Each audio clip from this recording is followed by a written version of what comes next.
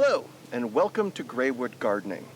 Well, after a really lovely start to October, it turned bitterly cold on us here in Minnesota, with freezing temperatures every night and multiple snowfalls that stuck and covered the ground for over a week. I have to admit that I basically didn't get anything done outside for the last 2 weeks. But now it's the beginning of November, we have beautiful warm weather that's going to last for just 1 week, and then basically winter weather is here. So I have 1 week to get all of the final fall chores done that I was planning to do the last half of October. And the first of those is to plant some garlic. I've got a bunch of seed garlic here that I've already separated into cloves. I'm going to plant it in this bed that held peppers this summer, and I'm going to plant them about 1 per square foot. So the very first thing I'm going to do is lay out the garlic bulbs where I want to plant them.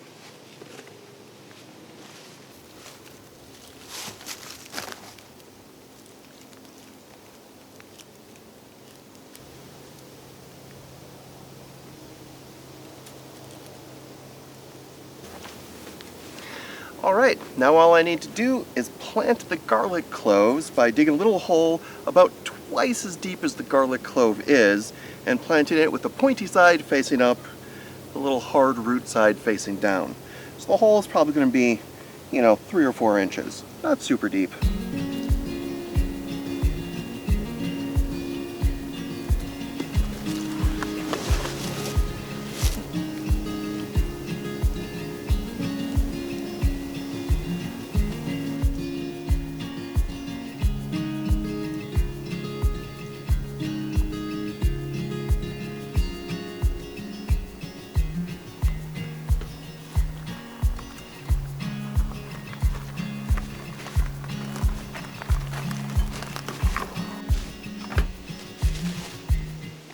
Alright, now that all the garlic cloves are planted, the next step is to cover everything with a nice thick layer of mulch. Now the reason you want to do that is you're not preventing the ground from freezing. This is Minnesota, the ground is going to freeze.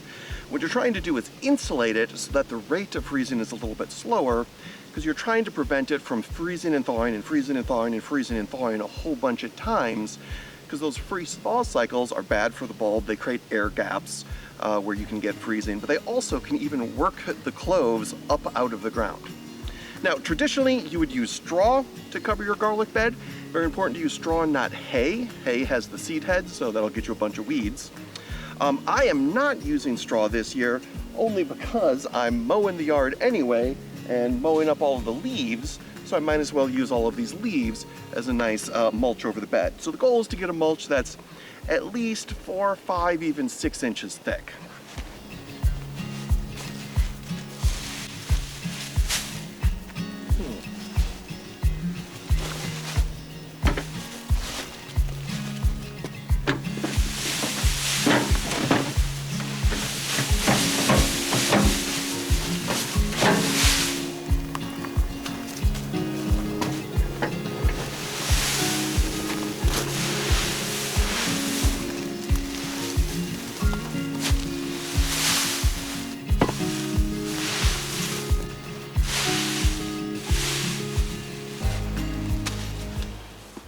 Alright, and that is a pretty good layer of mulch for this bed.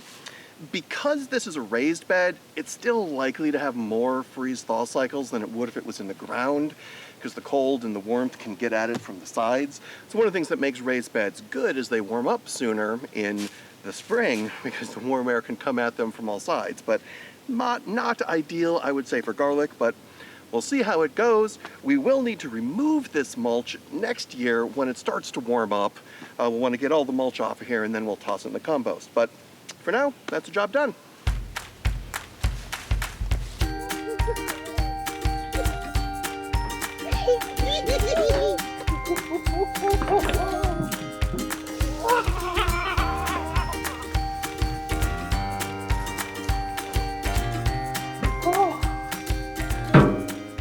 Okay, let me get out.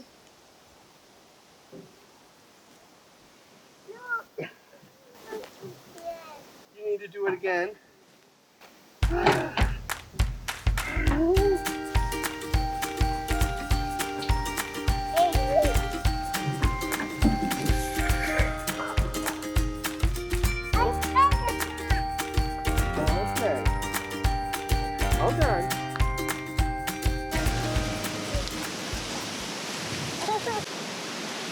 Okay, next we need to pull up all of the plants out of the veggie garden. Our cauliflower never gave us any crop. Broccoli, we actually have a bunch of broccoli heads that need to be harvested, but then we need to pull the broccoli out as well. Do we put it in here? Oh, so is it like this? Oh, they pull it out. Yeah, does that go in the wheelbarrow? Yeah. Can you put it in there for me? Oh, good job. We can work together. This one. You're gonna do this one? Yeah. Yeah, you're doing such a good job. Oh, good job, yeah.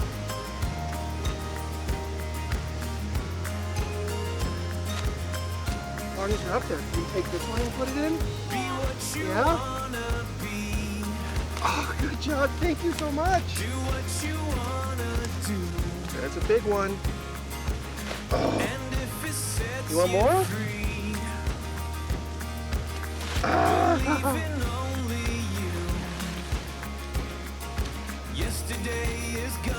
Oh my goodness.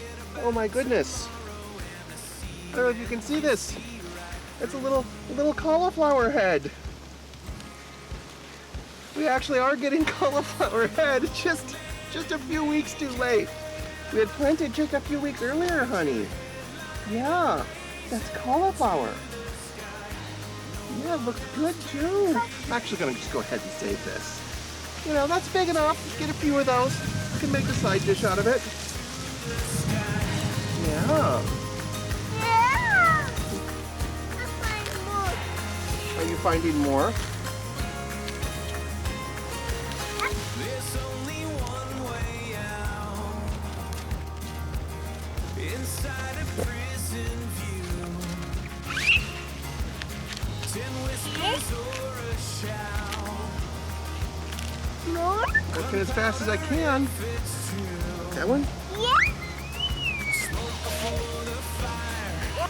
No one else can slay the dragon sleeping inside of you.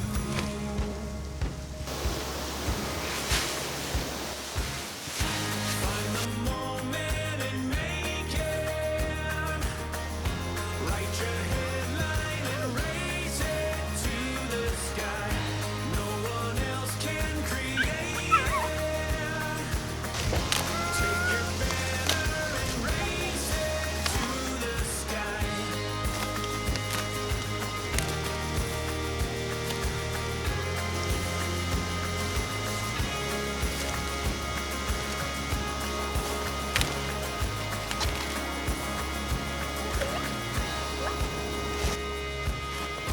Find the moment and make it.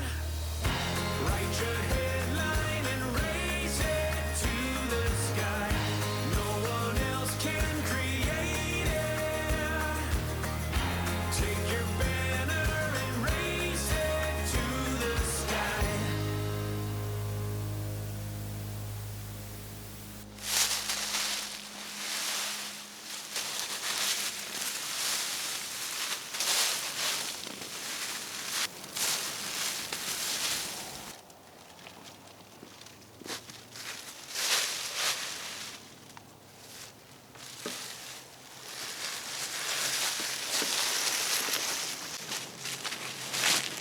Just look at this aster.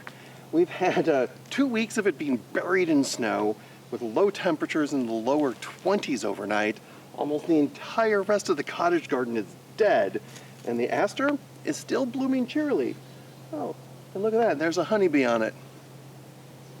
I think we need some more of this in the garden. All right, today is bulb day. We've actually been at it for a little while already. We have a ton of bulbs. We don't have a lot of time. So very briefly, we have about 70 tulip bulbs, and those are all already got planted in pots, including this whiskey barrel. The rest of the pots will overwinter in the garage. We have 100 tete-a-tete daffodil bulbs. Some of those also went into pots. A bunch of them went in the lower terrace garden, and the remainder are going to get planted out in the meadow. We have 25 hyacinth. A couple of those went into pots. Most of that went in the cottage garden. We have 25 alliums. Most of those are going up in the mound garden, but some of those are going out in the meadow.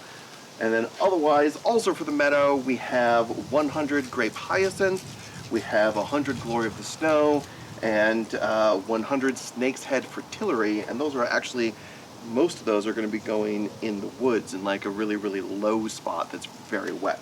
So, gotten a bunch of this already planted, but we have a heck of a lot left to plant.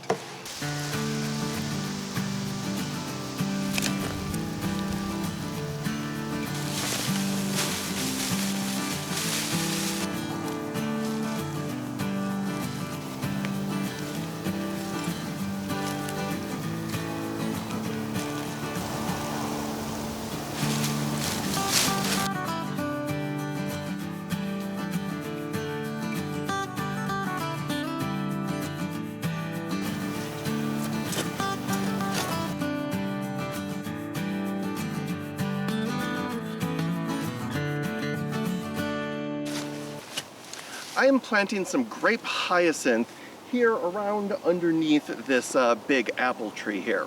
And one trick that I have found for planting small bulbs, basically anything that isn't a daffodil or a tulip, is you can actually get away with not having to bend over or kneel down and dig a hole for every single bulb. Instead, I just take a big shovel, push it into the ground about the full shovel's depth, and then I can just push it to the side, and in the hole that opens up, I just drop the bulb in. Pull the shovel out, stamp the ground down, and in the years I've been doing this, the bulbs always come up just fine, and it saves me a lot of bending.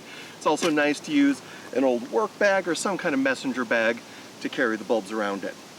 All right, that is one down, 99 to go.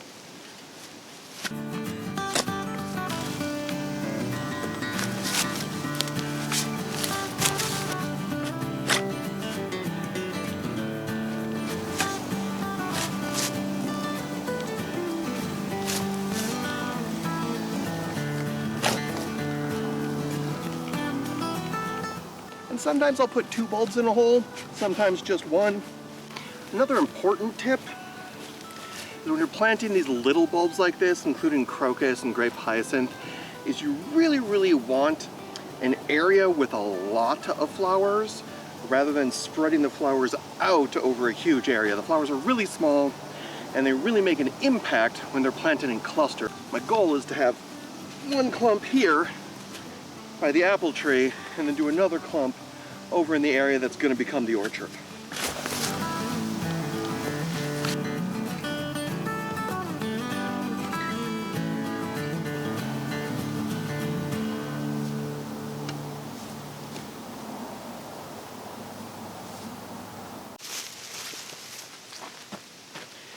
I was coming out to add some more wood chips around the Norway Spruce saplings that I planted this spring, and I noticed that there are fallen branches all over around it, and I can even see some gouges in the trunk of the tree. It doesn't look like anything's been eaten. What I think is happening is I think the young bucks are coming and they're rubbing their antlers up against the tree, which is then breaking all of these branches off. So I think what I'm going to need to do is put up a little fence around both of these trees. The other one's got it just as bad, if not worse.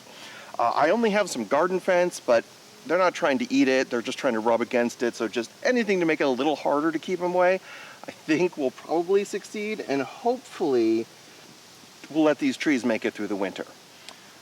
Not good news to see though, especially when I have so much to get done this week. This is another chore I don't need on my list, but it's got to get done.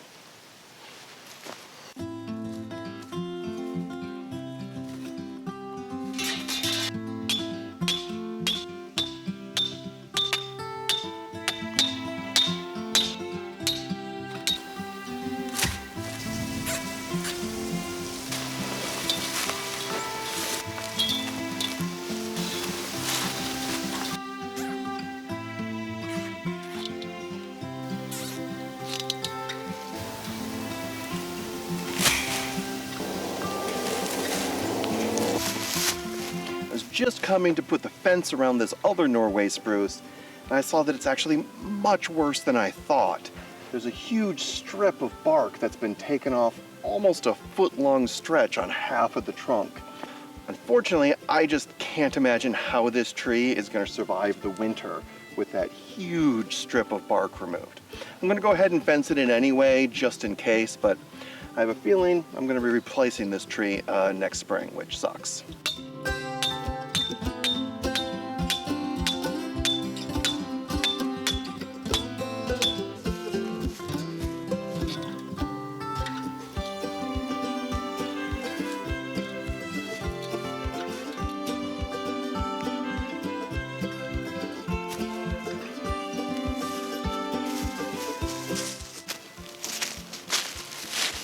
As long as we're putting little garden fences up, I also put one around this patch of bearded iris.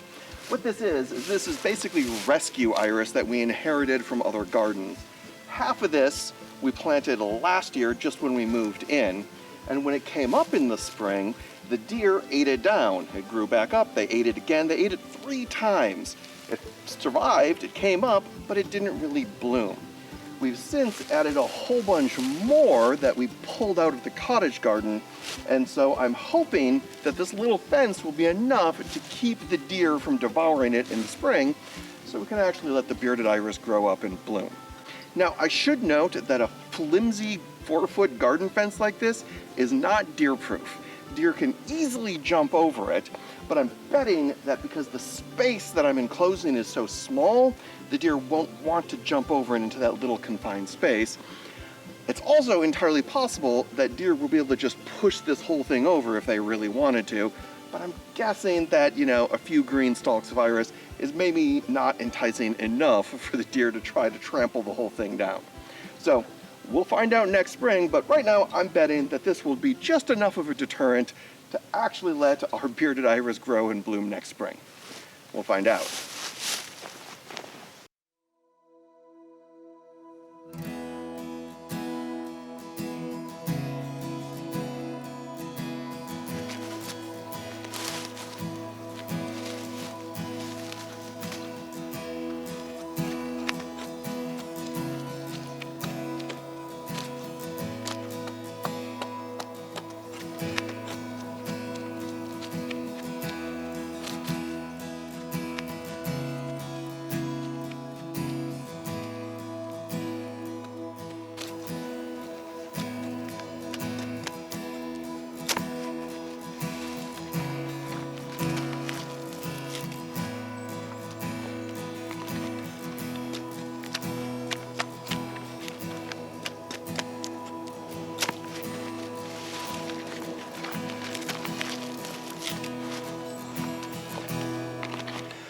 Well, the forecast was right, and it has gotten cold here in Minnesota.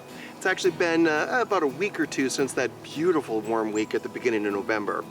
And as it's getting cold, I realize it's time for me to come out and harvest some birch bark off of these fallen birch logs here in the forest, and I'll use this as fire starter for the winter to come. Well, I do hope that all of you have managed to get your gardens put to bed by now. And I want to thank everyone who has watched this first year of me filming myself gardening here in the first year at Graywood. Especially everyone who left a comment on YouTube. It's nice sometimes to know that I'm not all alone there on the internet. Well, I do hope that all of you have a good holiday season this year, and that in the dark nights of this cold winter to come, you start dreaming of spring again and of the garden.